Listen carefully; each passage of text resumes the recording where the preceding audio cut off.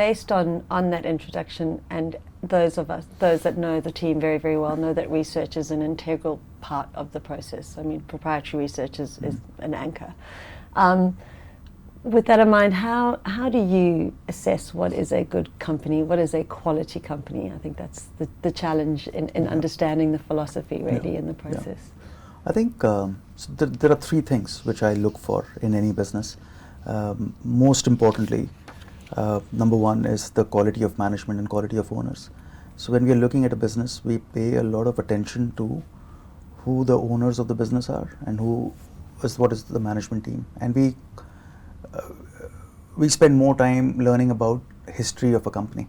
We start from the very beginning as to how it was born and how it has evolved over the years, and what sort of decisions have they taken through the cycles, and have they been at any period been unfair to any of the stakeholders, not just minority shareholders, but also the taxman or the environment or their own employees or the community that they are working in.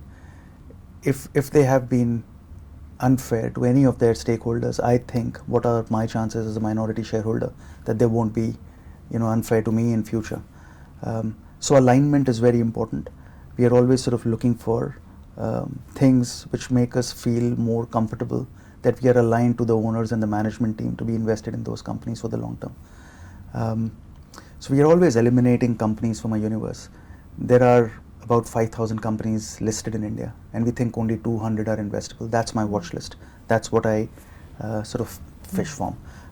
And these are, in my opinion, high quality managers. So that is most important.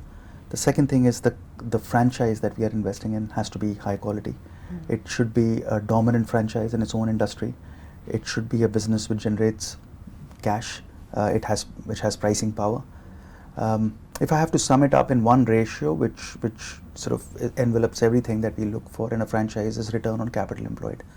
I look for companies which have high return on capital employed as compared to its peers, and is able to sort of maintain high return on capital employed for a long time.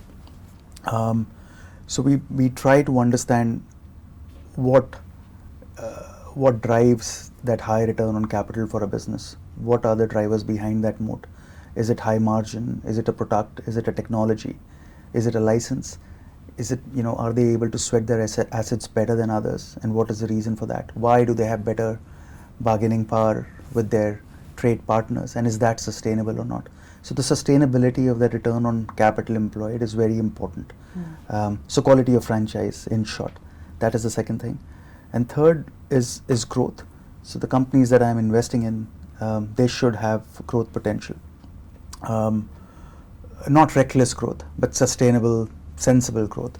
And not just for the sake of it, but there are positive attributes about sort of having a growth mindset. It keeps you on the toes, it keeps you competitive, it keeps you humble. And it is an ambition which I like, sort of to grow to a big business over time. So I want companies which are growing. So these are the three things which I look for. Of course, if all of them are coming together, they should be all reasonably valued, but if all of them are coming together, I'm happy to pay up for that high quality business. I also look for sort of dislocations where if any of this is missing, and there is a chance that there has been a change in management or a change in business, a new product or a new market that a business is entering, and any of these things will improve for the better, and that is what I call as an undiscounted change, and that's where you make maximum upside as well. It often happens when there is a generational change, father retires and the son comes back from the West with Western sort of ideas about governance and return on capital employed, and things start to improve. Or a good business which was not run well previously, and there is a change in management, a new CEO comes and changes the operations there, and things improve, and you make a lot of return in those cases. So just picking up on the theme around change and history and time.